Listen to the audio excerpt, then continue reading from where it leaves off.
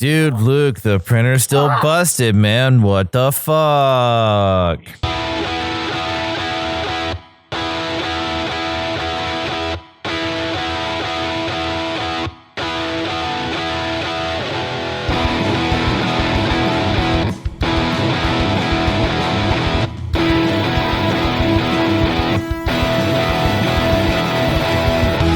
How's it going, everybody? Welcome to episode 130 of the Topless Robot podcast. My name is Ryan.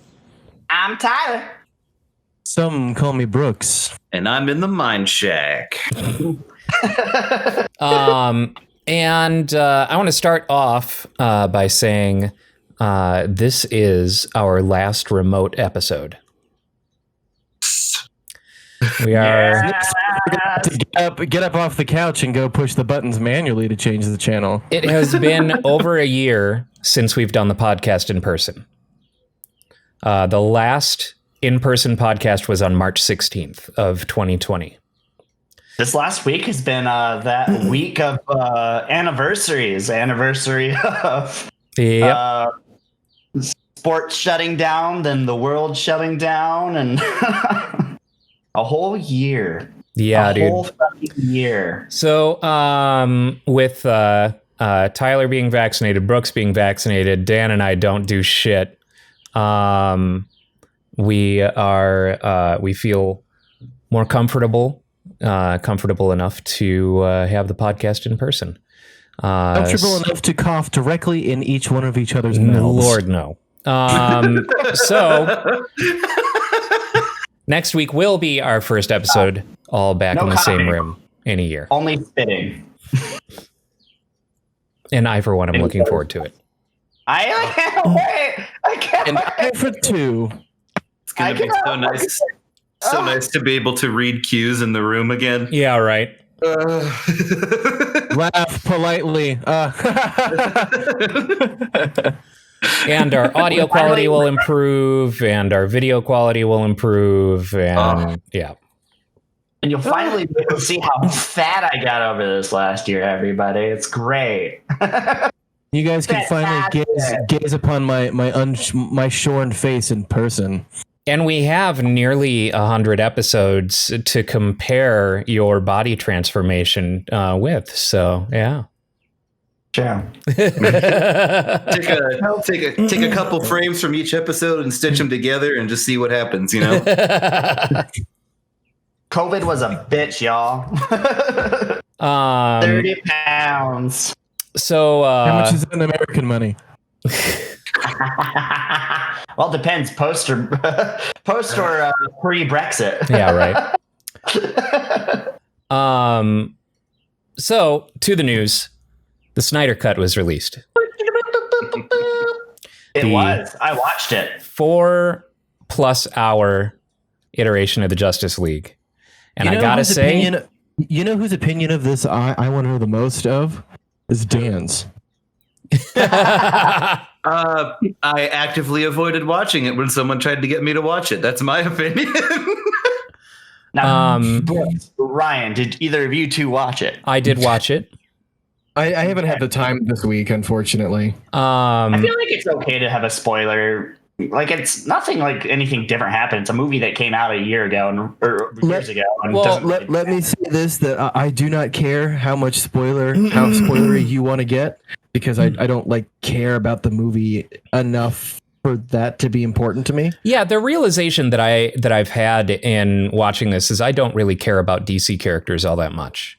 But I will say that there are a lot of tremendous action scenes. I actually give a shit about Steppenwolf as a villain this time around. Steppenwolf's change was fantastic. I don't even really remember having watched the original Justice League. I didn't see it.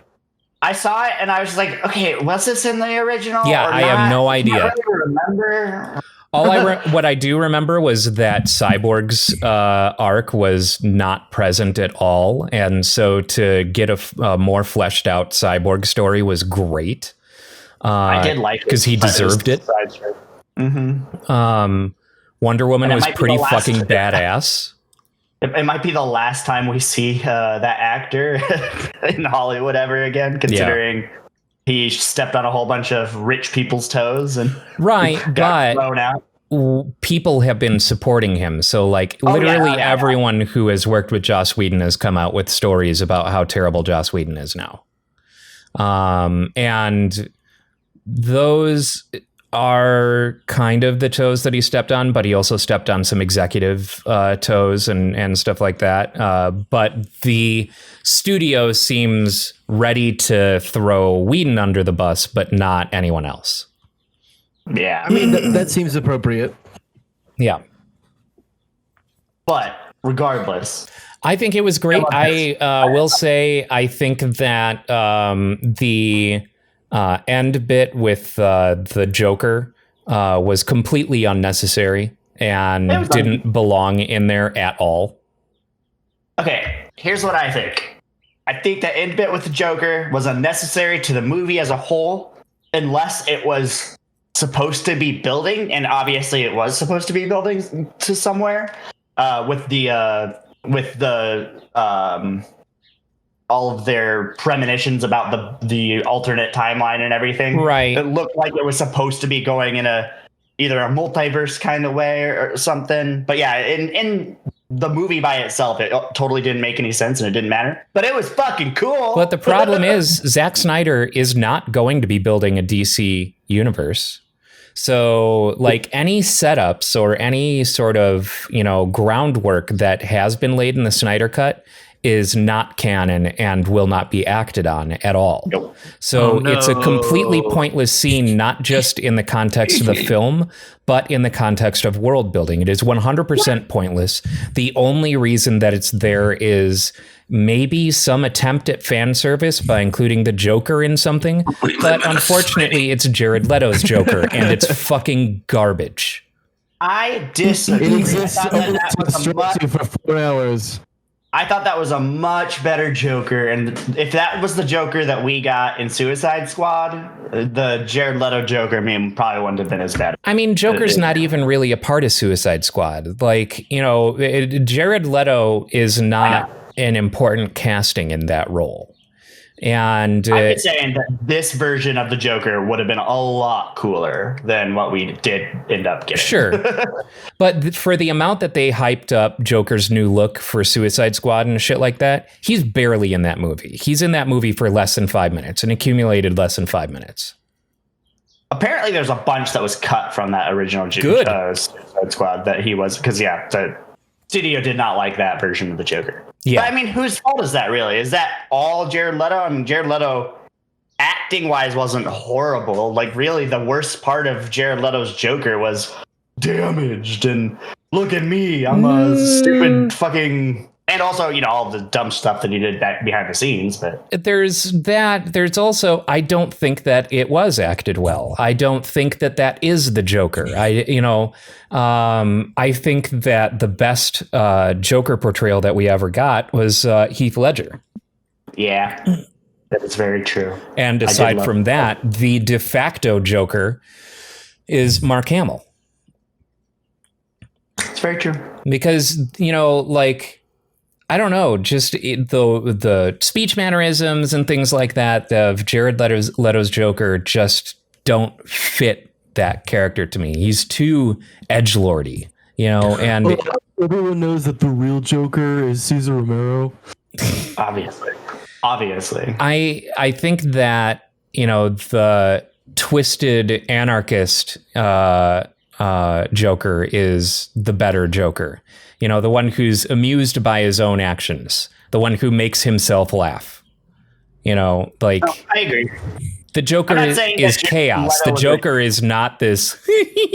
I'm gonna rub in your face the fact that people have died in your arms, Batman. Yeah. It also depends on what that world was going to be. I mean, we got Batman saying the fuck word too. Yeah. We got Batman saying the fuck word, and so it's gritty. All we know about this, alternate universe is that Lois Lane has died. And I think it's based on a comic nightmare, like Frank Miller's Nightmare, I believe is what that whole dream sequence is based on. I think somebody was talking about that yesterday at the thing I was at. That's even what happens in Injustice. Sorry, I actually heard that a lot of the new stuff is supposed to be inspired from Injustice directly. Actually, Really? That makes sense. I think that's why Superman turns evil in the whole Injustice series, is because Lois is dead. So he just says, well, yeah. I'm bad now. I am that fragile that one person dying will turn me into a psychopath. Well, so it's like we're going to have an evil Superman in the Suicide Squad game as well. But that is, I think, because the main antagonist, I think, in the Suicide game is Brainiac. Yes. I can control him. Yeah. And shit. That would make sense. But Dan, with the Injustice storyline, it's not just Lois that dies. What happened is that the Joker basically dropped a bomb on Metropolis and killed millions of people, including Lois. Okay. And then, so Superman doesn't go psycho. What he decides to do is like, I can never let any of this happen again, and I have the power to fucking stop it. So I'm going to be humanity's lord and ruler, and if you do anything illegal, you get zapped in the face. So he becomes Judge Dredd.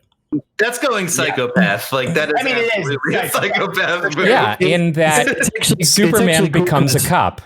Like the same kind of thing happens in Red Sun too, where Superman just controls the Soviet Union after a while. Yeah. And so you get guys with like implants in their head that just like they have the Superman logo on them, and it's just like, spoiler alert, that's all Brainiac. Oh yeah, I mean Brainiac's here too, I guess. But, yeah, like I love it. It's cool. I always love to see when Superman becomes bad. It's always more fun. It's a version of Superman that I like best because it's like, I like Flashpoint Superman too. You guys just saw what happened to him in that one? They like kept him in a box like all his life. Like the government got him, and so you find him and he's just like skinny, like little wimp you could push over. Huh. Great. Hey, that might be something that could actually make Superman interesting. Yeah, right. Yeah. Being completely unstoppable. It makes me think of Brightburn. Mm-hmm. I have not seen Brightburn yet. I haven't either. It's good. I like it a lot. Okay. How so I know that the trailer made it look like it was supposed to be a horror movie. Is that correct? Yeah, kind of gets there. How safe for certain audiences would you say it would be? I just want to know if I can watch that. If I have to wait till a certain time of the night to watch it. There's some gore in it. Okay. Cool. I want to watch. Yeah, I need to check it out. It's been a bit since I've watched it, but as I recall, there is definitely some gore. Good. Speaking of gore, man. Snyder Cut was pretty violent for yes, it was. For what we've seen. There were body parts being cut off and blood smears and fuck words. Like, yeah. Like I said, overall, I think it definitely stuck with me better, and I followed it better than Joss Whedon's cut. My worst criticism of it is that it was 4 hours long and it felt 4 hours long. Yeah, and it kind of felt like the Lord of the Rings, where it has 15 endings towards the end there. I'm like, okay, do we need another scene? Are we let's wrap it up, fellas. We wrapped it up a while back. We could have just cut to black. That's it. Bilbo Baggins will step foot into a Tim Hortons. And you have to have that for 15 minutes. But yeah, and then overall, also Lois Lane just moping the entire movie, which is like, okay, a bit much. I get, like, Lois Lane's supposed to be a semi-strong character, and you just make her cry about Batman or Superman. Lois Lane is supposed to be a hard-boiled like journalist, yeah, like cutthroat, and just like about the story. And then if she's just gonna spend all of her time like moping about, maybe I'll skip it. So it's all she does. Her character arc is look at windows as it's raining. The only reason that Lois Lane is in this film is to be the thing that stops a confused, resurrected Superman from destroying the city. Yep. That's literally her only purpose in the film. And aside from that, we just see her visiting the spot where Doomsday killed Superman every single day, bringing one of the cops on guard a coffee every single visit, every time she visits. And to allude to the fact that she's pregnant with Superman's baby by opening a drawer and showing a pregnancy test. Wow. Yeah. No, she's not wearing a t-shirt that says like Super Mom or some dumb shit on it. I'm flying for two. No, that's something that only Martha Kent would wear that. Super Mom.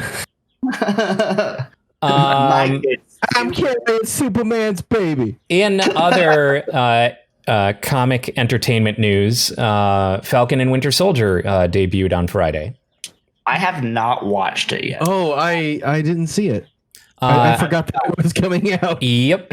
It is interesting. First episode is about, I think it's something like 45 minutes long. And they have not gotten Falcon and Winter Soldier together yet. It's kind of a look at post-blip normal life for both of these characters.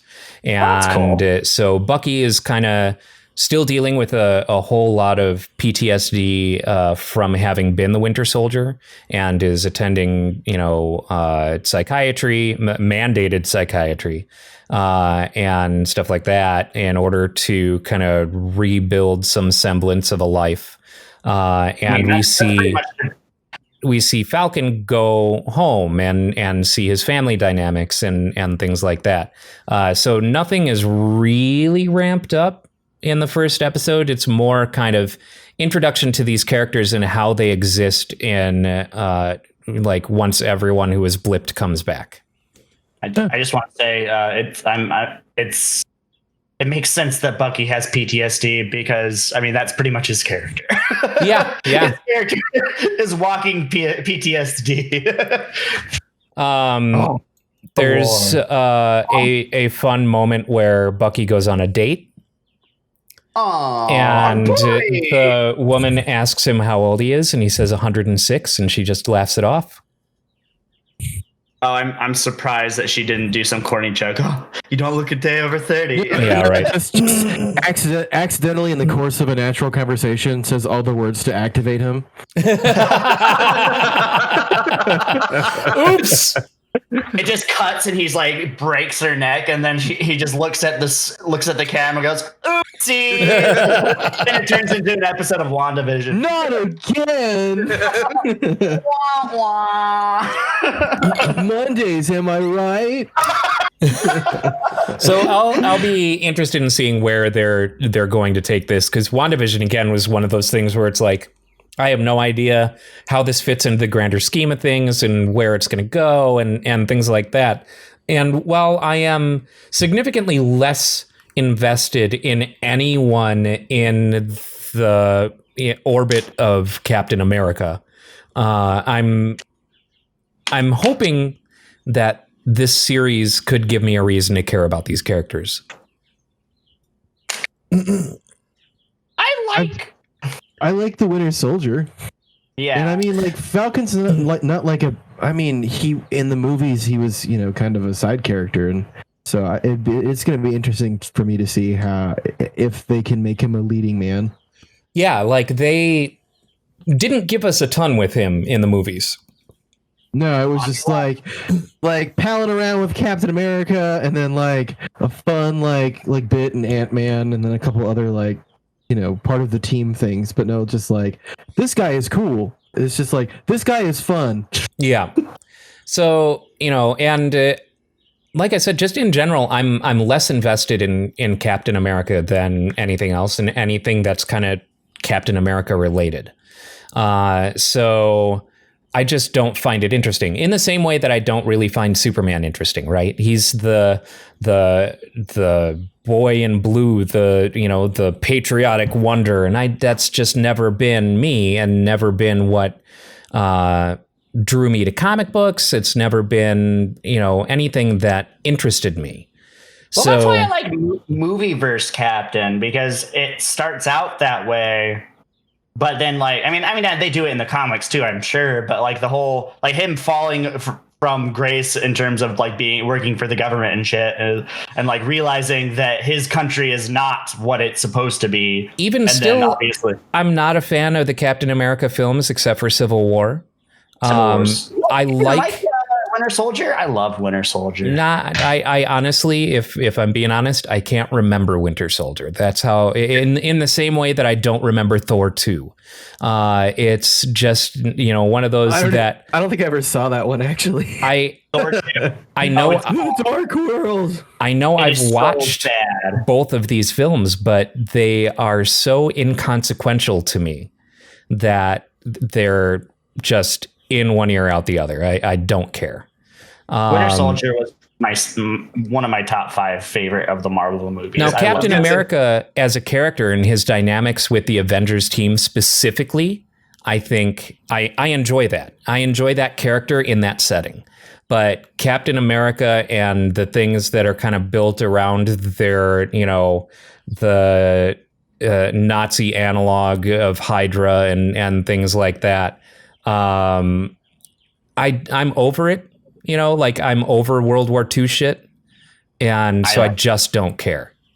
Yeah, but Ryan, happen eventually, but you are the first never changes I've ever heard have the take of not liking that movie. Everyone else I know who's like big into Marvel movies, that's in their like top 3 or 5. Really? Yeah. Winter Soldier's it was my favorite for a while. Like, then Endgame came along, and Endgame was great. But yeah, like Winter Soldier was number 1 for me for years. For me, it took a very long time to unseat Iron Man 1. What do you mean? That movie was great. Right, to unseat Iron Man 1. Oh, unseat. I thought you said unsee, and I'm just like... No. So just moving out of my head. My favorite MCU film was Iron Man 1 for the longest time. I did love Iron Man. Because they did an absolutely outstanding job with Tony Stark and everything. It was just a great all-around film.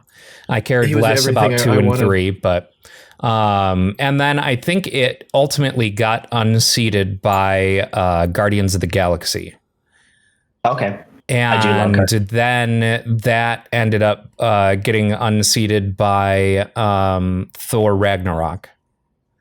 I do love Thor Ragnarok. That movie kicks ass. Like, that movie's so fun. Like, I'm not like, as much as I enjoy a lot of Marvel properties, as my many rants on the X-Men have been, but I was never like I watched the movies, but I was never like, I need to watch this again, or like multiple times. Like, oh man, this is so good, I need to watch it right away.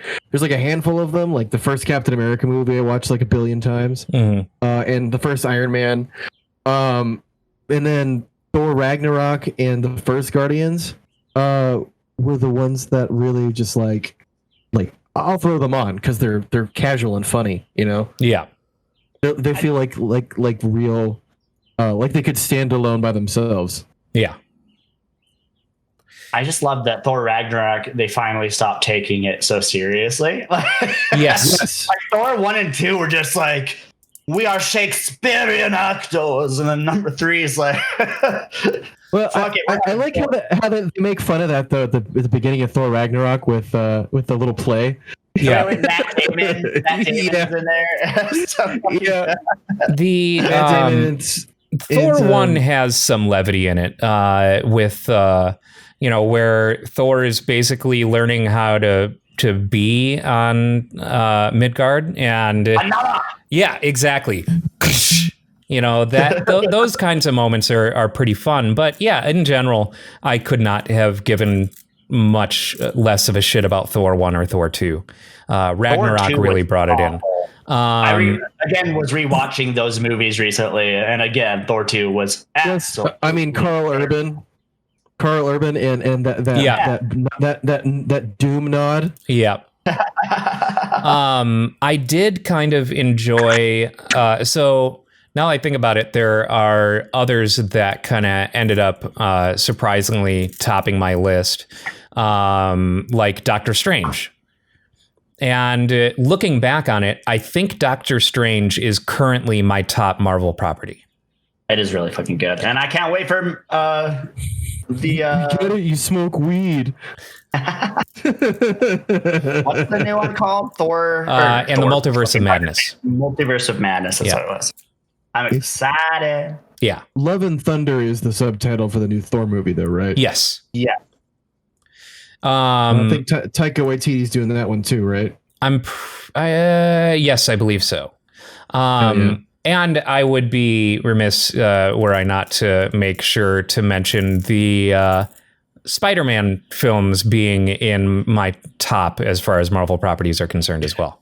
I always forget to include Spider-Man into that category just because of how historically distant Spider-Man has been from these properties. Worlds apart.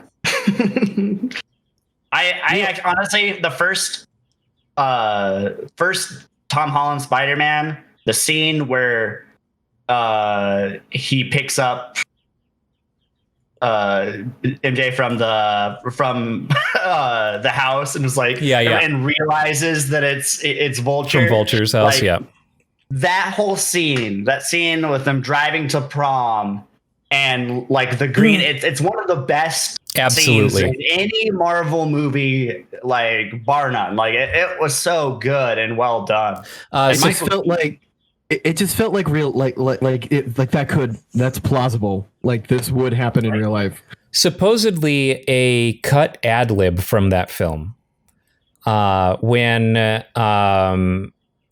Spider-Man beats Vulture and is going to basically saves him and is going to leave him for the cops. He says, "I'm Spider-Man," and Michael Keaton ad-libbed in response, "I'm Batman."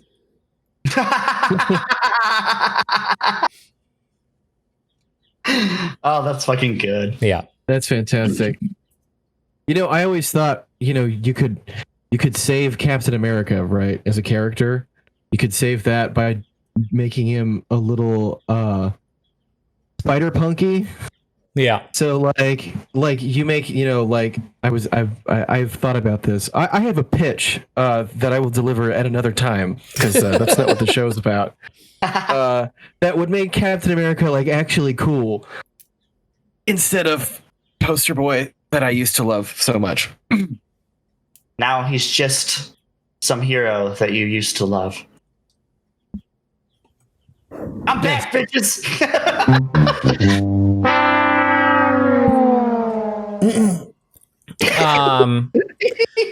That is practically Tyler's theme song.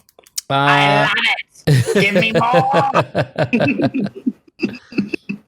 So South by Southwest. Sustain me. South by Southwest is going on right now. I forgot that actually happened. I don't know that it's in person. I've seen a lot of interviews popping up on YouTube that appear to be Zoom call interviews that are affiliated with South by Southwest. So I don't know what they're doing, but I mean, strictly speaking, they could have it in person because it's in Texas. Yeah, it's true. But I don't. I don't think they are. That events in Texas are dumb. What's that? So can we say that events in Texas are dumb? Yes. I think we could just say Texas is dumb. Yes. Texas is just dumb. That too. Not that we can say much living in Arizona. That is true. Our governor just was waiting for an excuse to pull back restrictions. And that excuse was Governor Abbott of Texas getting rid of mask mandates. And that leads to Governor Ducey not to be outshined going, you know what? Cram as many people into those businesses as you want. But keep wearing masks. I'm gonna prove that Arizona is not as stupid as Texas, and we're going to keep any existing mask mandates. But go ahead and just cram them in. I do have to say, I did go to the Suns game the other night, and they're still actually doing everything they fucking can to make sure it's like safe. Like, one, it was only like 2,500 people allowed in a 20,000 person arena. But two, they had dudes on every in the aisles for near every section that were just sitting in chairs and looking at everybody in the stands, which were all like every pod of people were 10 feet apart, which is kind of sweet. But like, if you put your drink down in a cup holder, they would literally point at you and tell you to put your mask back on if you don't put your mask on right there.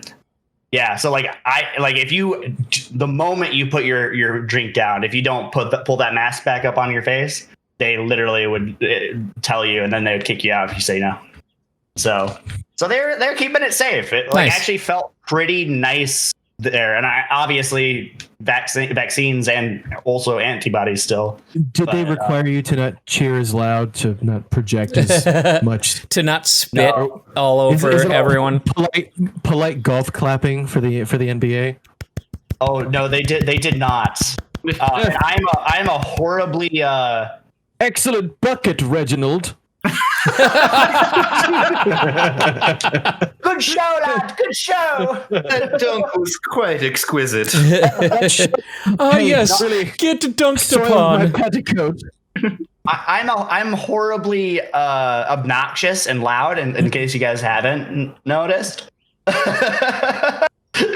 And it was really weird because of but how few people were in the stadium that I could hear myself no matter what I was doing. I could be talking at like normal volume, and of course I'm not, because I'm at a goddamn sports game, so I'm screaming. And like at one point I got pissed off at a ref, so I'm like, yo, like I hear my voice just echo across the screen. I'm like, oh, that's loud.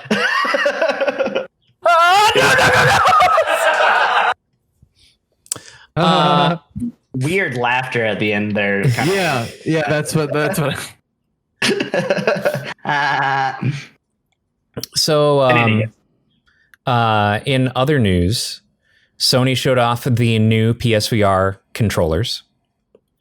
Oh, I didn't actually see this. And they are not Move controllers. They look a lot more like the Rift style controller. Oh, yeah, I saw those. Where it has this kind of ring. It's basically like a sparse wiffle ball with a controller in the center. So you're putting your hand through basically what would be these orbits that are probably similar to the Oculus, emitting infrared for inside-out tracking. So that means the headset is going to have cameras on it. So because this is going to be a one-cable solution for the PlayStation 5. It is not going to use the PlayStation Eye for tracking in any way. So it will be doing inside-out tracking with a controller like this, and with cameras mounted on the headset itself. And it's split up in the same way that you see with the Oculus controller, where there's 2 buttons and an analog stick on one side. There's 2 buttons and an analog stick on the other side. And what's going to be great about these controllers is that they are going to contain the DualSense technology. So the much more refined and fine-tuned haptic feedback and things like that in the VR controllers. But can it run Crysis? Can it run Skyrim? Well, actually, not for much longer. I mean, all of these things are on. Well, Skyrim came out on PS4. You can just play it on a PS5. A bad joke, Ryan, and also a semi-clever reference to the fact that they're owned by Microsoft. Was that semi-clever? At least you gave yourself the semi. Yeah, I gotta give myself some credit. But can it run Doom?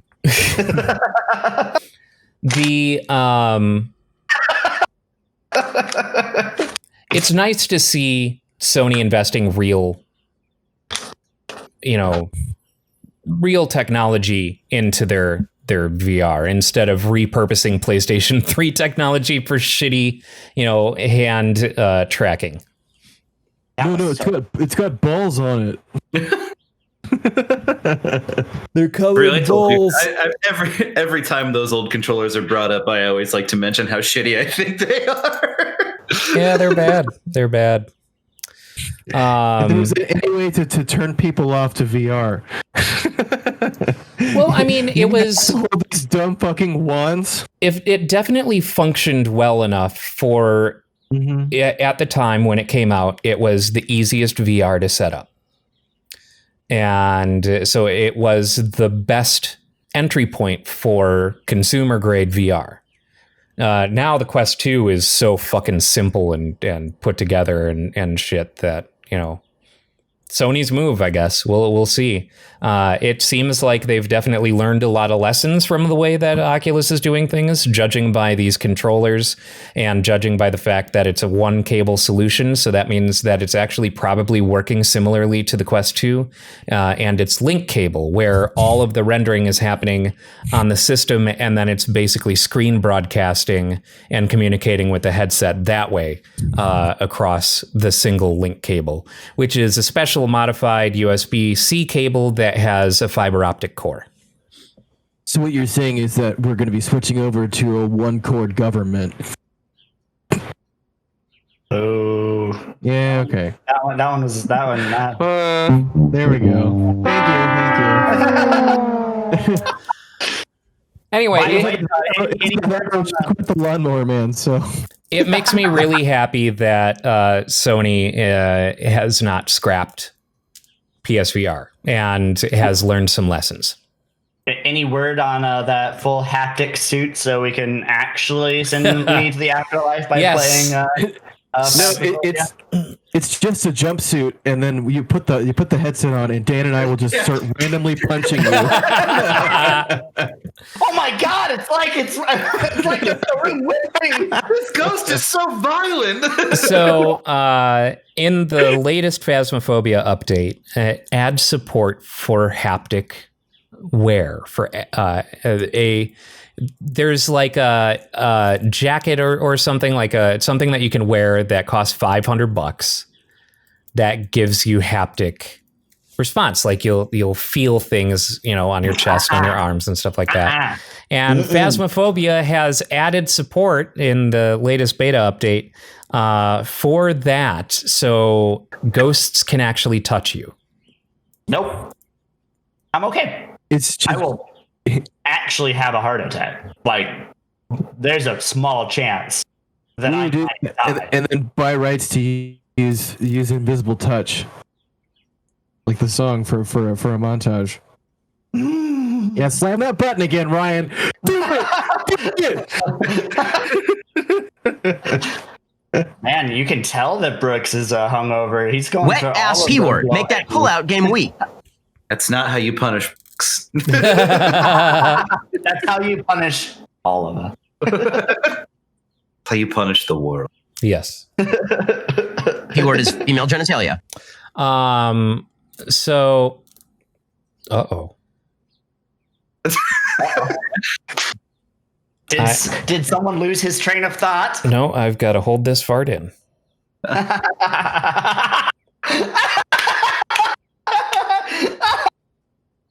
Is that that's one not that a you fart, don't is want it? That's no fart. Well, if you gotta go, we can keep it going. No. I think we're good. Crisis averted. Poop jokes. We will hold the line. Everything's fine. Poop joke quota met. All right. We don't have to re-up again until June. So we also got Square Enix did a little show off of things. There's going to be a Life is Strange HD remaster. I saw that, yeah. And there's more coming in the Life is Strange series, which is always welcome. It's a game that I started playing that I need to go back to because I've heard nothing but great things about that story. Very good. Very good. Very weird. I really liked that game. Outriders is going to be on Microsoft Game Pass day one. What is, go ahead. What is Outriders? Outriders is a new Square Enix property. Oh, well, I'm going to take a look at it so I can judge. Is it super weeby? Mm-mm. You got to remember the Enix part of Square Enix. Oh, yeah. Just Cause is not exactly what I'd call weeby. It's still a fair question when you mention anything Square related. I guess. Yeah, 100%. Oh, okay. It looks like Gears of War. Like, I don't know. Yeah. God, I cannot wait till we're in the same room together. Third-person video game developer. So I can spray you again. Oh no! People Can Fly is the company behind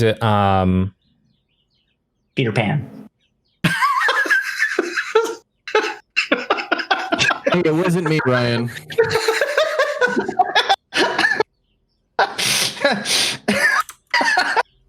No, it's a fair joke. It's a fair joke. It's just. Your delivery was instant. It's like you already made that joke in the past and you were just waiting. I can't remember. I know my own genius sometimes. It's a first person shooter that I've always loved. Well, now I want a Peter Pan first person shooter. Jesus. It's just like a shitty JPEG of him holding his dagger in the front of the camera and he's just Painkiller. Stabbing Captain It's a shitty Doom mod. That's what it is. Yep. People Can Fly did the first person shooter Painkiller, which is a great first person shooter. I never played it, but that is my favorite Priest album. It is such a good. One of the weapons that you have in it is like a stake launcher, like a wooden stake launcher. Like all the weapons in it are really, really interesting. And I can hear the leather trench coats ruffle even from here. Yeah. When you said stake launcher, my head went straight Of to like course a little it did. catapult that shoots little stakes. Of course it did. Justice is medium rare today. Pretty good. That's pretty good, Tyler. I'll give you that one. Thank you.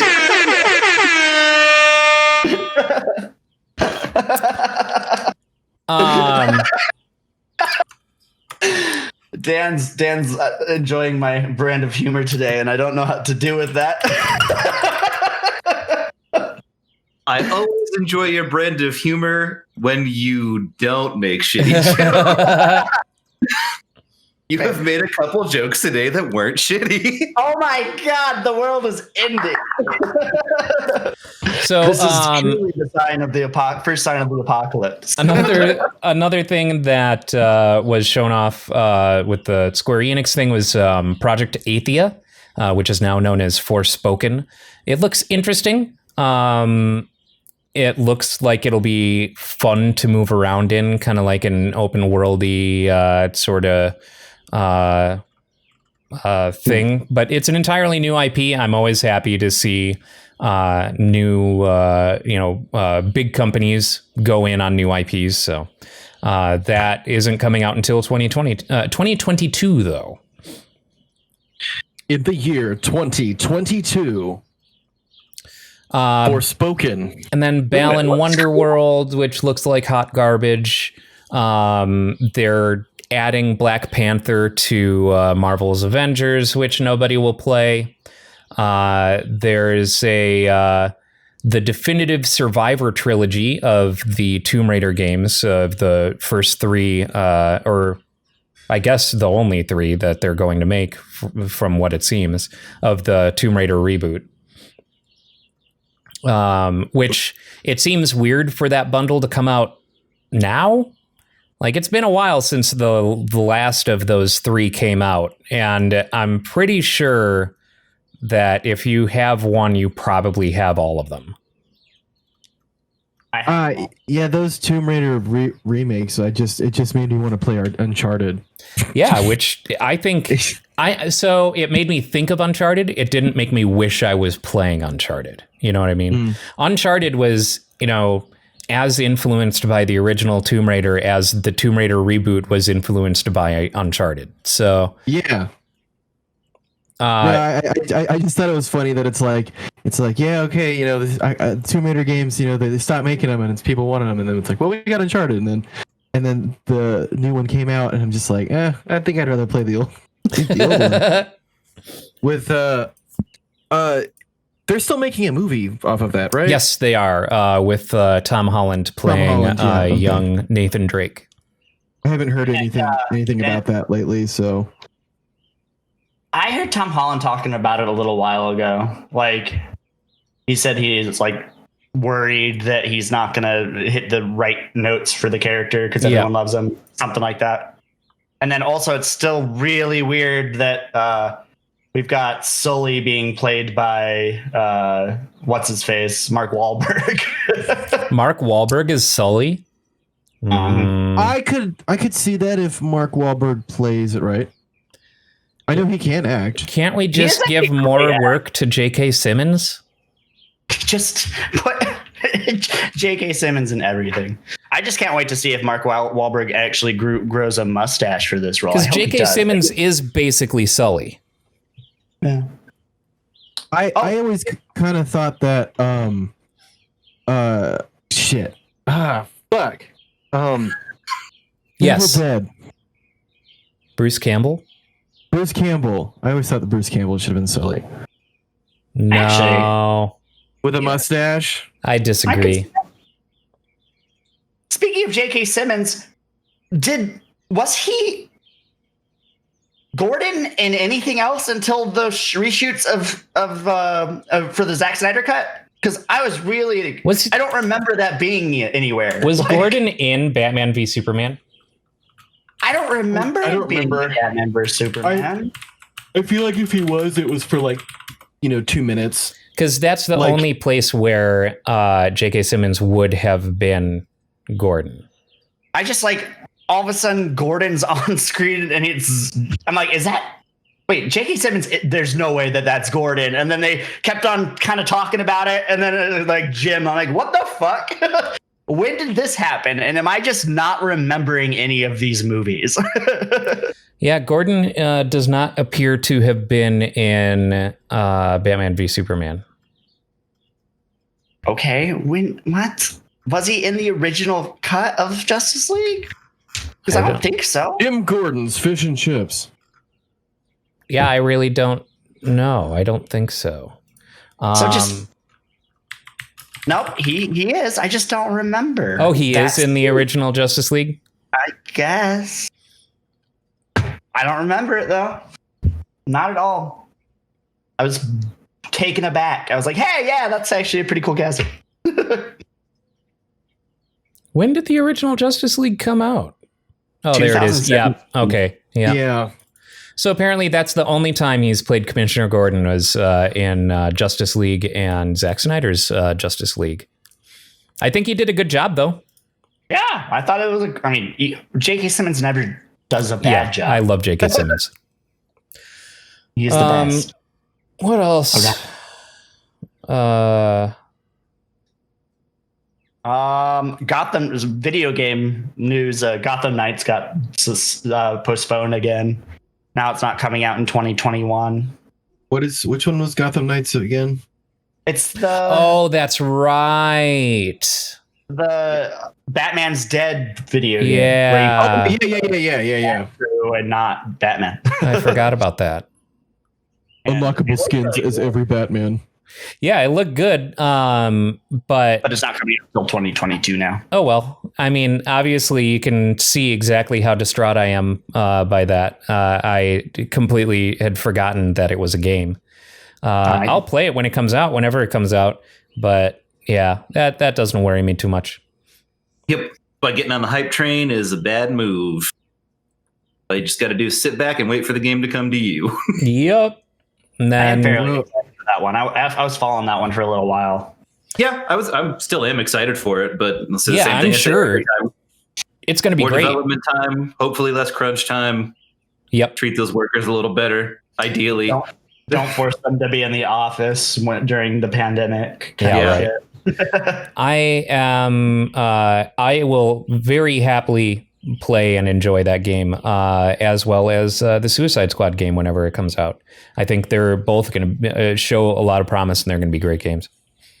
That's one thing DC does good video games, aside from Superman 64. Unlike Marvel. Marvel doesn't have a lot of great superhero games. Yeah, not really. The only thing they got really going for him is Capcom's work with Marvel vs. Capcom. And Ultimate Alliance has tended to be okay. Yeah, I guess those the Raven Legends games. I mean, Ultimate Alliance. Even still, those are all done by the same studio. Those were all done by Raven Software. And I mean, they're fine, I guess, but they're also kind of like I got Ultimate Alliance 3 on Switch when it came out, and it was fun for half an hour. Yeah, I feel like of all the Marvel properties, Spider-Man seems to be the only one who can consistently get good games. Yep. Yeah. Well, that's fun because he lends himself to platformers. Yeah, he definitely does, and he is probably a pretty fun character to write for. I think what I would love to see is a good Iron Man game. I can't believe that hasn't. That kind of the attention to traversal that they gave the most recent Spider-Man games, pay that attention to an Iron Man game. Basically, take the flight mechanic out of Anthem and then scrap everything else and make an Iron Man game. Have we ever gotten a standalone Iron Man game? I don't think so. Technically, there's a VR experience, I think, but that's pretty much it. Yeah. I guess on Super Nintendo there were some Iron Man games. They made some movie tie-in games as well that were were there? Not good. Yeah, I would imagine. There was the Iron Man 3, the official game, Iron Man 2, and Iron Man 1. Oh, gross. Yeah, they were like straight movie tie-in games. Never heard of them. Yeah, literally neither. never knew they existed right now. They should make an Iron Man game exactly like Mega Man X. I'd play the fuck out of that. I mean, you could just sprite swap Mega Man for Iron Man. Well, then I'll just do that then. No, I don't know how to make Iron Man to play an Iron Man game like fun in the way that Spider-Man is, because like Spider-Man, you're like running around doing stuff. Like Iron Man, you're flying and shooting. I mean, and flying. Ryan's got a good start. The Anthem flying mechanic would be perfect for being Iron Man. So yeah. I've not actually played Anthem. I haven't either. Yeah, most people haven't. I played the demo, I played the beta when it was in beta. And the one thing that stood out about that game, and is literally its only redeeming quality, is the flying. And it just felt great. It felt really, really good. And it like to the point where it felt like some developer was just like, oh man, like tinkering around, came up with this really fun sandbox to fly around in. And they're like, let's build a game around this. And then didn't just put the bare minimum garbage as everything else in the game. They actually just officially pulled all updates from it now. Like Anthem is now officially dead. Yep. Yeah. It's got to be one of the biggest flops in gaming history, really, just in terms of how much hype there was, and like that game that like broke consoles, right? Yeah, it was breaking. Okay. Like it bricked consoles. Like yeah. It's a game I own and have never played. I didn't even buy it. A friend bought it for me because he wanted me to play it. And then I had 8 gigs of RAM up until just sometime last year. You literally could not even play that game without more than 8 gigs of RAM. So I would launch it and it would crash. Jesus. Well optimized. Obviously, they did their best. Yeah. I wouldn't be against them trying to redeem that series.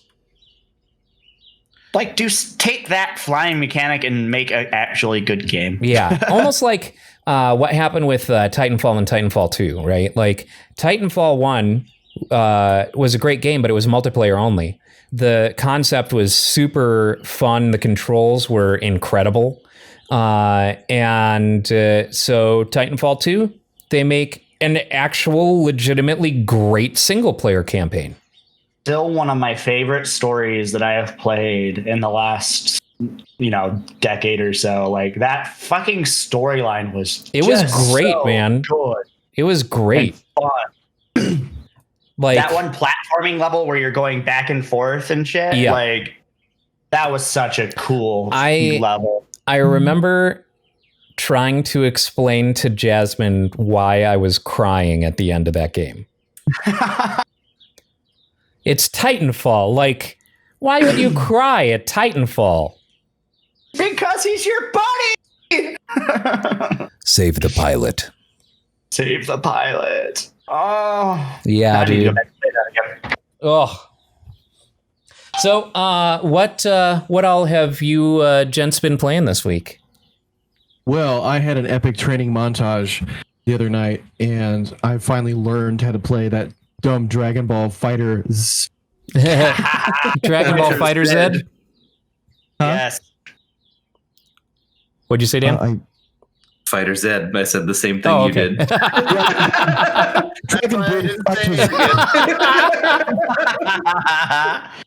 Dragon Ball Fighter Z. I got two new characters to play with, because one of them, unlike, also, it's been a while since I've made any kind of like purchase while I was fucked up on PSN, and I was like, I'm gonna buy more characters to play with. So I bought Master Roshi, and oh my god, that guy, I can mop the floor with any with most people with fucking Master Roshi. He's great. He's so fun. Like, I love his. He can't fly, so he just jumps up in the air and shoots Kamehameha backwards. Yeah. And then Ultra Instinct Goku. So now I have eight different Gokus to play with. That's great. That's my only criticism of that game, is that it's like 8 characters that aren't named Goku, and then the rest of them are all just Goku. Well, Ultra Instinct Goku is still very overpowered and completely unbalanced, so have fun. Oh, I have been. Don't worry. Yeah, the mechanics of that game are really interesting. And if you're just playing through it like single player, they make it stupid easy to have a visually engaging game with minimal effort and minimal input from the player. Finally, a fighting game for me. It's cool. Like, I mean, that's exactly what it is, because like you can't really do that as well with like Mortal Kombat, because I feel like Mortal Kombat games have a lot more of a steep learning curve starting out, so you can't do cool combos, and it gets frustrating for people who aren't big fighting game fans. Whereas fighters, it's like you could just fucking hit square and triangle a whole bunch, and you're fucking shooting Kamehamehas all over the place, and it's great. I also really like the fact that they have like a training mode to really teach you how to play the game, and not just like we're just fight a dummy and work these combos out. It's like no. Here's how you do everything. And so it took me like an hour, and then now I can finally give Zeke some real competition. Mortal Kombat 11 has a lot of fighting games, though. Like almost every fighting game I've ever played has a training mode that teaches you like really hard combos. Like Mortal Kombat 11 has it and stuff like that. But often I know, usually the training or practice mode is just like you're dropped in, to a field with a computer character that you can tell it what to do, whether you want it to just sit and duck or whatever. And then it's just look through the command list. Yeah, but I'm saying there's also almost every game has that, and also a combo like training mode where they actually have combos listed on the screen that it expects you to pull off. That's in almost every game I can remember buying. I haven't played a lot of fighting games in a while. I feel like it is a semi-new, and when I say semi-new, I mean I should say Caliber 3 did not have that, and like some of those mid 2000s. I think it was beginner friendly, very beginner friendly. I've kind of figured it's like, well, the people that are gonna be buying this game, like, they might be fans of this show, but they're buying it because of that. Bunch of fucking They weebs. might not be fighting game people. Yeah, well, you know what? It's fun and it makes a lot of money. Also got a pretty decent hardcore base. Like they do tournaments and stuff, and it actually has a pretty deep fighting system. It's just easy. Oh yeah. You're only barely scratching the surface, but can still have fun with it. And speaking of fighting games, another bit of news this week is Sony has bought the Evo tournament. Yeah, that was weird. Ooh. So Sony is now partial owner of Evo. So it can be like Sony Presents. I guess. Evo. I really don't know what their play is there. I wonder if that means they're not going to let Smash in there. No, they're going to make it. They're going to force the Smash categories to be switched to PlayStation All-Stars. Yep, absolutely. That'd be fucking funny. I don't know what it is, man. I just have this unholy bias against the Smash community. I hate them. I hate them so much. You know exactly what it is because you working at the Grid had to interact with them on a regular basis. I hated them before that, but I hate them a lot more because of it. All right, so the joining Sony in the acquisition is RTS, a new esports organization recently formed by sports marketing company Endeavor.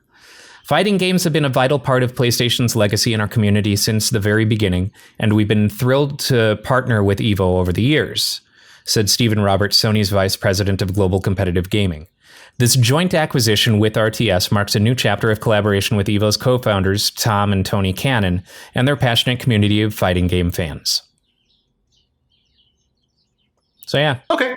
Feels like we're watching a little bit of a Game of Thrones with the main studio or main publishers lately with Microsoft picking up Bethesda. Now Sony's like, oh, you got Bethesda? Well, we're coming in and we're gonna get Evo. And the rumor is still red hot on Microsoft buying Sega. They can't. They won't. They shouldn't. Don't do it. They might. Monopolies are inevitable. There is a Microsoft press conference next week. Yeah, but I don't want to see Sonic with Master Chief content. They're gonna make Sonic green. Just go. Already a green hedgehog in Sonic Underground. Just gonna make Sonic green, asshole. Just do a search on fanfic websites, and you'll find plenty of Sonic and Master Chief together. Yeah. No, I'm sure, but I don't want that to be canon. or should I say? Should I say Master Chief Chan? Right, like in the in the cryo tube next to Master Chief on the Pillar of Autumn is just like Shadow the Hedgehog with a bunch of guns. Oh man. Part of me wants like Capcom or Sega just to like find like the worst fanfic thing and just be like, that's canon. Just to piss off. This is not the plot to Sonic Adventure 3. They're just gonna go back and rewrite all the Halo games. That way they're gonna have that moment. It's gonna be Shadow looks over and go, Chief, I think we need to give the Covenant back their bomb. And then he turns to the camera and he's like, fuck Sonic. So, Tyler, what have you been playing this past week? Well, I also played Fighters, actually. They had Super Saiyan 4 Gogeta as a character, and I love Super Saiyan 4, so I played a whole bunch of that. But I also was hanging out with my roommate Stefan, and we bought the newest Earth Defense Force game. Oh, those games are rad. I love it's like those. EDF4, isn't it? I think. No, that was they added one after. EDF4 came out like 2015 or something. There's EDF5 Electronic Dense Force. It's fun. As always. It's the same game, but now there's blood. So you're like shooting like. And when they add like giant frog things that they're like bipedal frogs that shoot lasers at you, and and they're big as buildings, and it's really fucking funny because they look nothing like humans, but like the horrible voice acting that's going on with the radio and shit, and they're just like, oh my god, they're aliens, real aliens, they look just like us, and then it walks around the corner and it's a giant fucking green frog. And I'm like, what are you looking at? Look, we could be brothers.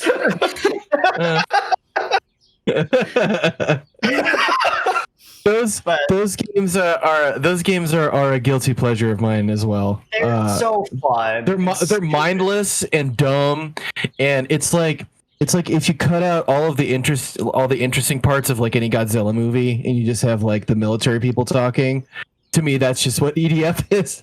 It totally is. It totally is. It's so fun, and it's hard. Like playing it on like those harder difficulties and making it like a true bullet hell. Like, yeah, it gets a little rough. Got it. I got EDF4 in a humble bundle, but I still haven't played it. It looks like a lot of fun, but yeah, it's a blast. It's literally a blast. Mm-hmm. Just shooting giant spiders with a rocket launcher is just very satisfying. Pure catharsis. Yeah, it's like it's a great way to blow off some steam. Like just calling in airstrikes on hordes of giant ants. Plus, your characters all look dumb as hell too, because they're just like wearing bike helmets. They're so stupid. How about you, Dang? What have you been playing? Well, playing Neo 2 finally, thanks to a certain someone, and it's good. It's still again very similar. There's a lot of overlap. That's what I heard before I started playing it. A lot like Neo 1, but some of those new mechanics, man, they're so fucking good. You can actually like parry bosses now. You really couldn't parry demons or bosses in the past. You'd only parry like human characters or the band. Yeah. But now there's a special mechanic, since you can transform into a demon yourself. Like you can like do that for a split second during certain attacks and just like stuff them. It just parries them. It's really, really cool. Huh. Yeah. Yeah, I've been eyeballing the Neo remastered collection for PlayStation 5 for a while now. But haven't gotten myself to pull the trigger just yet because it's $70 for both of them remastered for the PS5. I mean, they're some of my favorite games of all time. So obviously I can't recommend them enough. Do you think I would get any enjoyment out of them? I think so. Okay. It's very, very fast paced. There's a lot of loot to be had. So it's unlike, Dark Souls where you find scarce weapons and armor sets. Enemies drop stuff like it's a Diablo game, and you're constantly sorting through RPG loot, basically. And I would say if you go for the full challenge, it gets harder than a Dark Souls game, but at a base level, I'd say it's easier than a Dark Souls game. Okay. You have a lot more control over your movement. It's faster. Yeah, well, I might have to give it a shot. I think I have Neo 1 on PS4. I think I did too because it was PS Plus at some point, but I still haven't really ventured into it. I'll have to give that a go. I can't remember. I looked at it the other day because it was off right next to Neo 2 in my library. I looked at my playtime for Neo 1 and it was a lot. Well, I remember when you were playing when you first joined, and like every week, what were you playing? Neo. Yeah. I played those shit out of that game. I think it was like 400 hours. Nice. That's just what I would do with all of my spare time is play more fucking Neo. You started getting frustrated with it at one point. You're like, "Yep, Neo still." Yep. I'm trying to. What else was I gonna say? I'm trying to branch out and find, like new things to play that maybe I wouldn't have a couple of years ago. Just because, like, I had a realization that, like, if the only games that I continue to play are side-scrolling platformers, then I'm just gonna stop playing video games in like 5 years. Yeah, and I would say if the way you've changed your tastes for that, if you liked Ghost of Tsushima, there's enough similarity between the two. I would say that Neo's definitely more of like a hack and slashy, more action-packed style, but I think you'd still like it. There's enough overlap that you would enjoy it. I'll have to give it a shot. Because it was one of those games that I was like, when I was waiting for Ghost of Tsushima, I was like, man, maybe I'll get this, like scratch that itch a little bit. But and then Zeke was like, no, I don't think you'd like it. It's not really. Dan likes it a lot, so let you tell you something. That's fucked up, man. Well, we like the Mega Man X games, so Yeah, I was gonna say we have plenty of other things that we have shared interest in, so I don't know why that's a criticism. Yeah, right. Now that we're coming back, there's also an ancient evil that needs to be addressed. 5. Probably more importantly, we have to continue playing Heave Ho. Also true. But I had an idea about, because we're gonna run into Mega Man X games. We only have 2, 3 left. We have 5, 7, and 8. Or did we already do 8? I don't think he did 8. We definitely didn't do 8. Also, God, I'm still Zeke.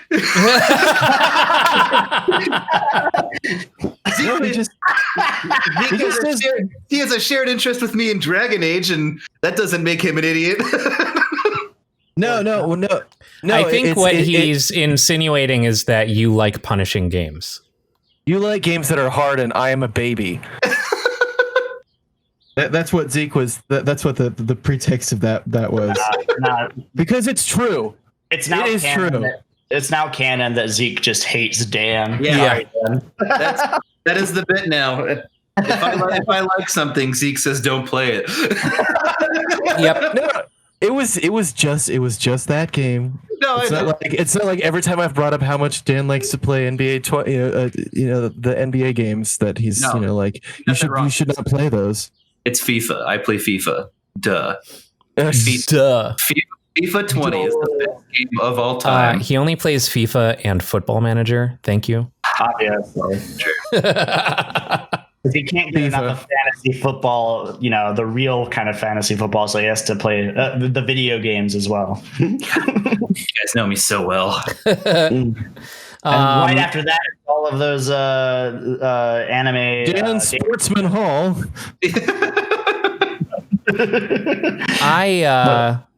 I beat a game this week. Oh, Minesweeper, huh? He finally completed a game of solitaire, guys. Space Cadet Pinball. I set it to one mine on a 50 by 50 grid. And I won, goddammit! What do you got? Board, bitches! I beat Call of the Sea.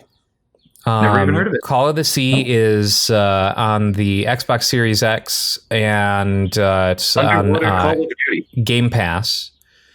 And it is a Cthulhu Mythos adventure puzzle game. Okay. And it was a lot of fun. It was really, really interesting. And it's one of those that once you get to the end, you have a decision to make that determines your ending. Oh. And it's very, very interesting. Really, really cool game. I highly recommend it. The perspective on some of these puzzles really remind me of. I'm looking at images. It kind of looks a little bit like Myst in some ways. Just yeah, I mean, the original. Huh? No. It's a first person run around and do that thing. Okay. But yeah, it's very. It was really satisfying when I realized that it was taking place in the Cthulhu mythos, and or at least borrowed quite a lot from that. And the imagery is very, very cool. So very nice. Do recommend. Yeah. Also got to the last world, I think the last bonus world in Super Mario 3D World, where it's the mushroom world, and it's all just replications of levels earlier on with certain modifications to them. So it's like the first level, but you have to beat it in 30 seconds, but there are little timer pickups along the way and shit like that. Oh, by the way, you still have to get all 3 stars and the top of the goalpost and fucking stamp in that 30 seconds. Super Mario Anxiety Simulator 3D. Toad, because he's fast as fuck. I'm playing as Rosalina because she can hit people. I told you, if you're not a Toad main, you're just missing the point. It's a Z-Saber, dude.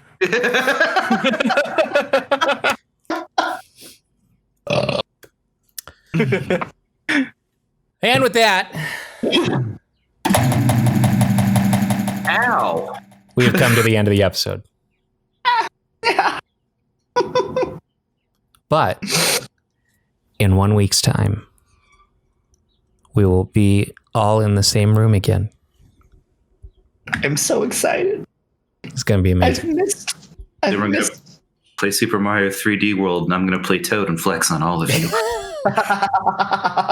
Thank you, everybody, for watching and or listening. We'll see you next week.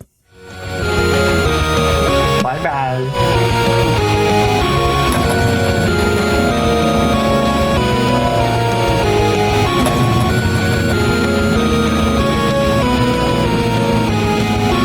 Thank you for holding. Your call is important to us. Will the answer to the order was received?